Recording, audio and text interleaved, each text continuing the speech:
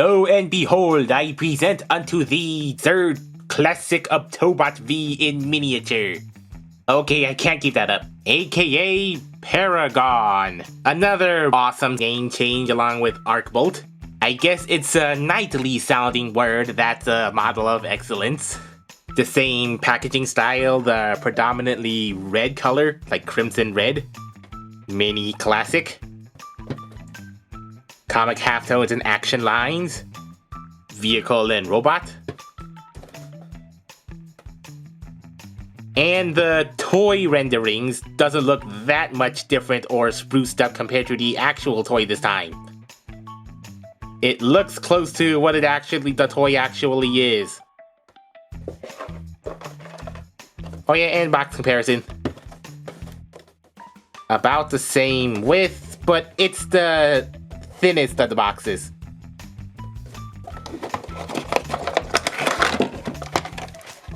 Two main accessories to the side.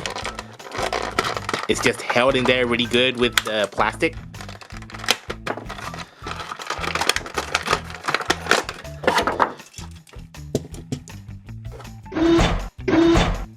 Classic Paragon has two base plastic colors, the black and silver. But he has a rich, generous helping of paint applications. Like all that gold.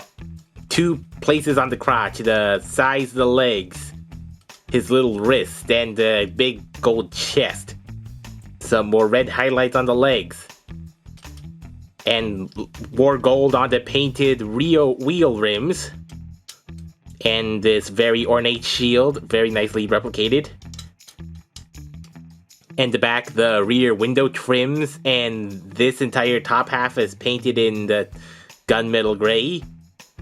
It feels very good. Feels very good to the touch. It kind of doesn't look like it's a painted piece, but it is one painted piece. His head is of knightly visage and very well painted. The black crest and the visor and the gold trim and the blue eyes. He's only lacking in a very few spots, like no red pieces, red hinge pieces or such, to add some more sprinkles of red throughout. But I guess these two on the side just do just fine, and the roof kibble, it was on the legs of the bigger one, but it's relocated here, not even fold-in, but then I guess that would be an extra hinge. Yeah, so this works well. This works for simplification. And the back is pretty plain and hollow, especially the back of the head. It's really waffled out there. Yeah, that's some cost cutting in the legs and arms and legs and such. Hey, but at least the head is actually molded onto the toy itself, along with these two little castle towers, because they were part of the toe key design. The castle toe key that included the head. So you have to have that loose accessory to clip onto for his full extension mode. His main robot mode. If you somehow lost possession of that big toe key, you would just have a headless Tobot Classic or the squat head Tobot Classic. His two accessories are his lance and shield. They just plug onto these large spare wheel holes, larger than 5mm. And since the lance is cast in the same plastic, this actually looks much more show accurate in color. It was predominantly black, but the bigger toy had it in big bright gold. So yeah, just a few more paint detail apps and this would be show accurate. But he can only hold it on the side, nothing for his hand to undersling onto, or upright, like a sword. Articulation! The head is only on the transformational soft ratchets 2 clicks. Just can look upwards, weigh that much. No side to side unlike the bigger one. I guess a ball socket could have worked, but speaking of, he has hinged ball socket shoulders, so he does do a shrug, which goes outward like this, and like this. So I think this is more extensive than the big classic. Soft ratchet elbows that go more than 90 to transformation. And the transformational shoulder joints that are all the way on the back and the top. So I guess it looks a little weird in some places, just makes his arm extra long. Because I don't think that's meant to be an intentional piece, but yeah, yeah, it looks, yeah, because the way it's positioned, looks really awkward in certain poses. Long-legged, long-armed at night. Yeah, extend to the fullest like this, and like that. That's how it folds up. Yeah, I guess rotate all the kibble around like this, and you have really lanky-armed, really long-armed. Just for extra punching and stabbing. Yeah, but this is the proper proportions.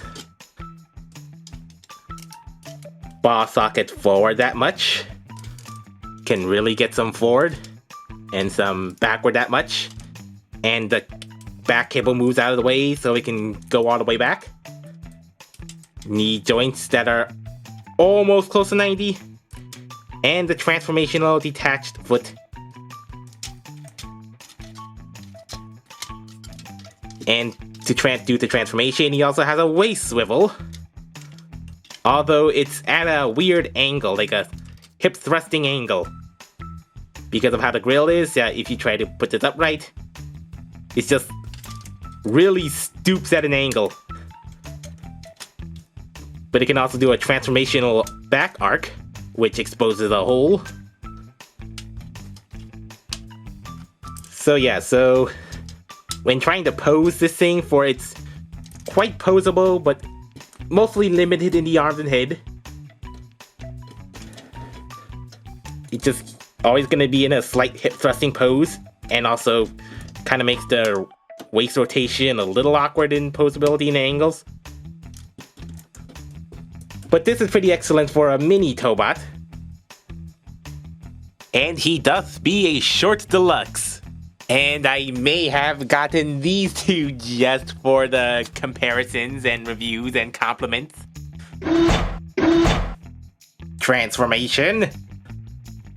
Just like Lightning, Classic also has a mid SD mode that goes into its extension mode, but just like Mini Lightning, this mini toy doesn't have that mode. So the best you can do if you really want to do that weird thing is, turn his waist 180, fold in his legs, kind of position it like so, and do something to make the arms different and shorter. Yeah, so the SD one had actual extra hands on the back of his elbows.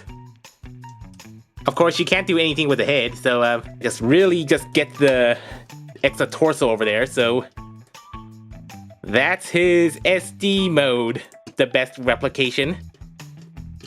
Just a little wheeling carriage thing with shorter arms and a shorter head. Although without any extra third wheel or support, it just kind of flops backwards. So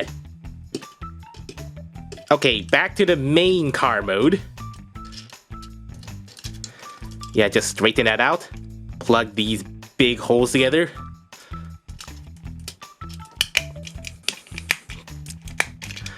Yeah, just collapse it in until you hear some nice soft clicks. Yeah, fold those castle tower pauldrons and the head backwards. Line up those arms.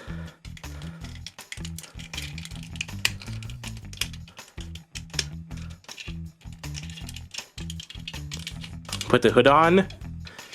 And for weapon storage, just plug it onto either side. I'll just leave it off for now. Just make sure everything lines up. Behold the majestic look of the classic car, this very stylized classic car. I say stylized because that is, again, a very narrow window top. It looks like the windows are painted in the same gunmetal. But it blends in pretty well, so it's not that noticeable.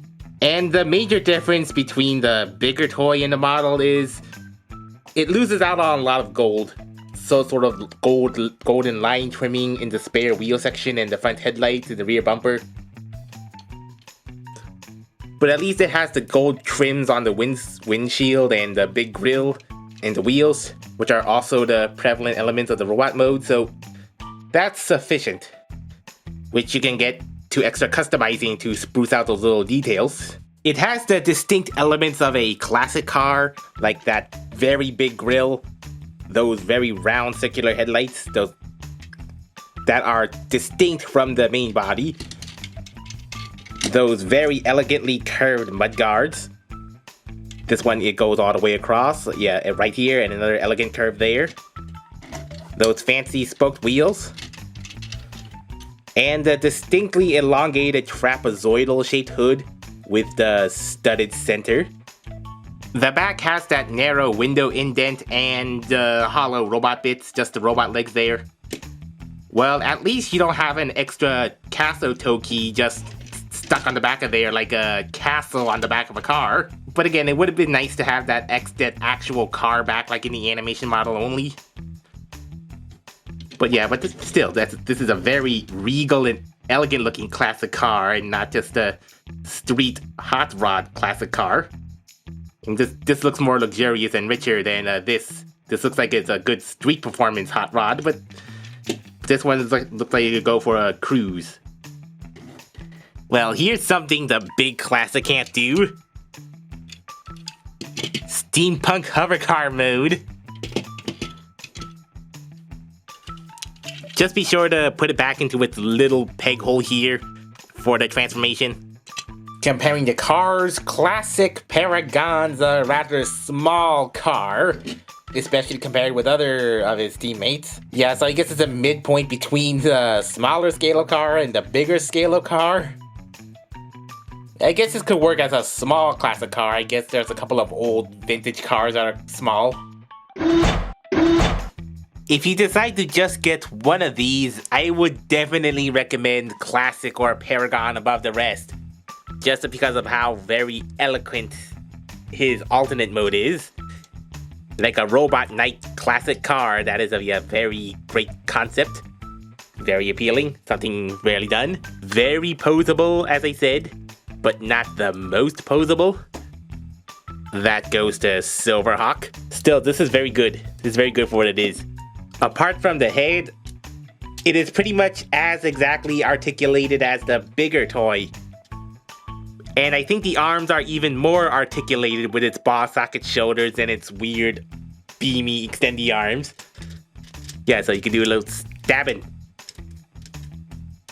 Yeah, so quite articulate except for the head. And also some very strong ball joints. They aren't coming loose. Just get it. It may be an extra $15 to $20 for shipping by itself, but just go get it. This is as good as the Tobot minis get because the other ones I'm going to review are just out of obligation.